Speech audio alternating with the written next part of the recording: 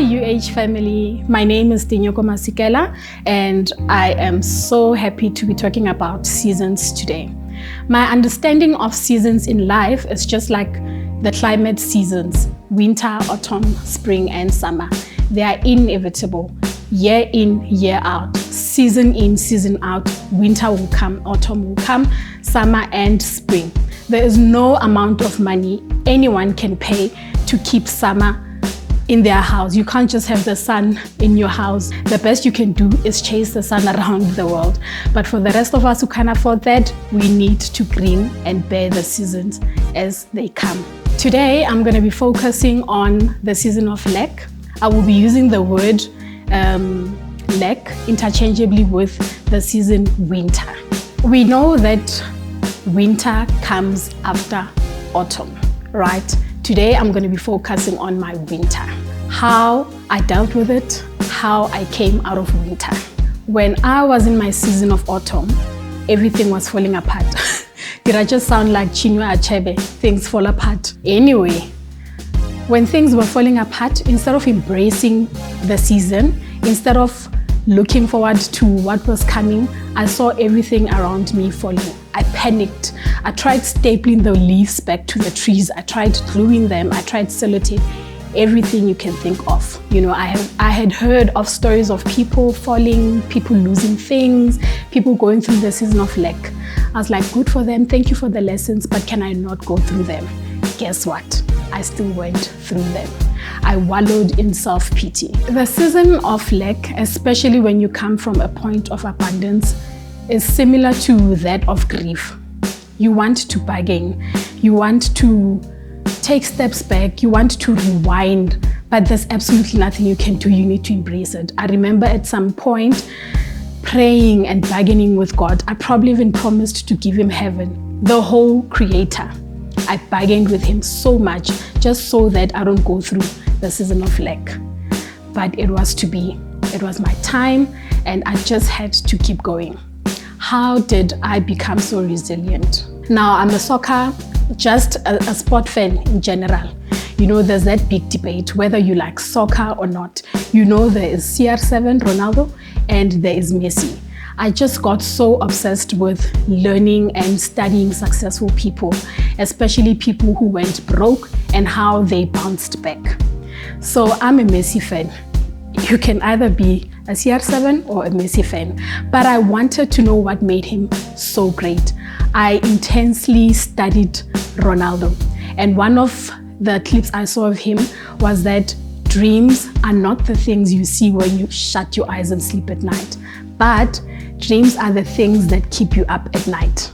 On the contrary, you can't sleep and then have the dreams, but the things that keep you awake are your dreams. And at that point, after studying people who had gone through the season of dryness and the season of lack, it made me realize that I myself had hit rock bottom.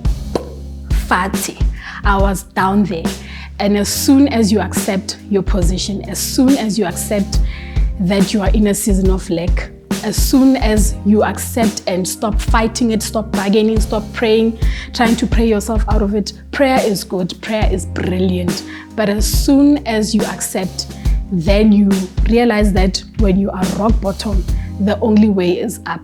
Guys, there is no bottom up, bottom west. When you are rock bottom, you need to work on a strategy to get yourself up. But how do you just work on a strategy? It's not as easy as just do it, you know. You need to find your why. This is gonna give out my age, but when I grew up, there was a group, a music group that sang a song, Itemba Alibulali, loosely translates, hope doesn't kill. You know, we used to sing along to those songs, but when you are in a season of lack, you will sing songs and you will, for the first time, hear the real meanings. Hope does not kill. All you need is a glimpse of hope.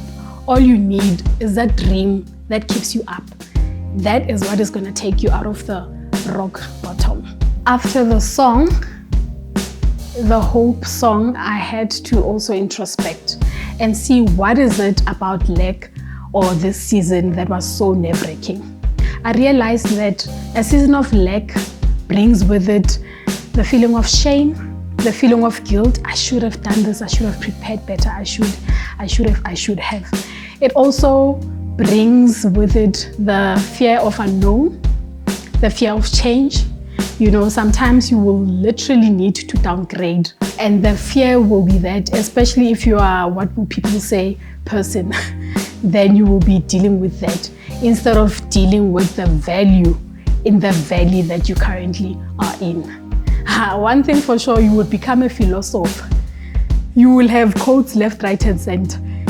Hey, if you are a tea bag, you can't be strong until you are in hot water. All the quotes you can think about, you learn when you are in that moment. At some point, you are in a corner. All you have is time to think.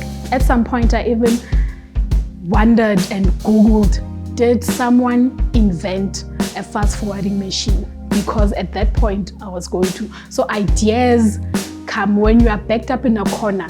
The best you can do is come up with ideas. You will be forced to come up with ideas. You have to work on a strategy to get yourself out of that ditch. That's exactly what I did. Another thing I passionately love is animals. That's all I do. I watch sports, I watch animals, and I took a leaf from animals. Animals are not like us human beings. They can't think like we do. They don't have planners and diaries where they write their lives. They live on instinct. For example, a male lion will kick out the teenage boys, kick them out of the pride, out of the comfort of a pride where they'll have their mothers and aunts hunt for them and bring them food to eat. They don't plan. They don't have an autumn.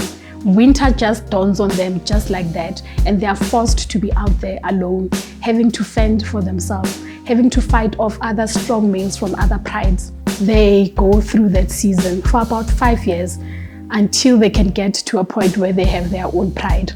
Another thing that pushed me was looking at the life of an eagle. I think every pastor has done a sermon on eagles. That's because they are amazing animals.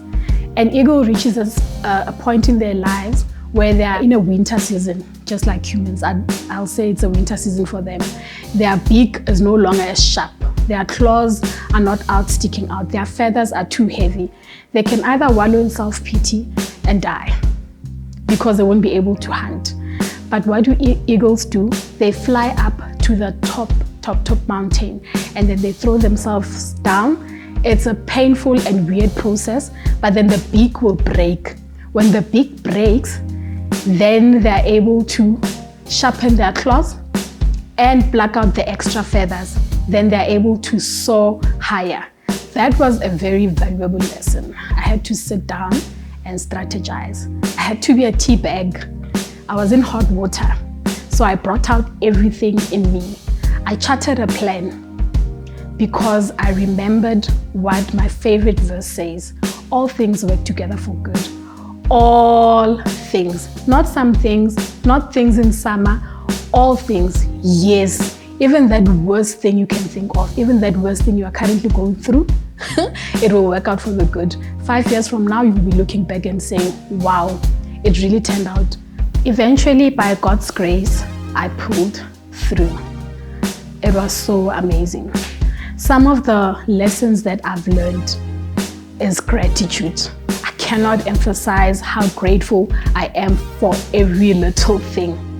I've once lost a car because of this hard season. You can't tell me anything about cars right now because I once lost my comfortable car and I've had to drive very dodgy cars. You can't tell me about kickstarting a car. I know it all. I know how to strategically drive a car that is running out of petrol to make sure that it lasts me until I get there. I have such a big sense of gratitude for every little thing. There isn't anything I don't appreciate. I have seen it all. I have experienced it all. Rock bottom will teach you lessons no mountain top will. Nothing humbles you like rock bottom. You also have more empathy. You also have understanding. You also can pass on the lessons to anyone who is willing to listen. So if you are in a season of lack, take heart. It is just like winter. We know that winter will pass and spring will come. new life will come. Spring will bring with it good things in your life. Spring will bring beautiful flowers and will just clean off all the dirt and all the ignorance you previously had in your life. You know, when we clean our houses, we call it spring cleaning. It doesn't matter which season it is, because spring is associated with newness. So if you are in a season of lack, your spring is coming. Happy Women's Month.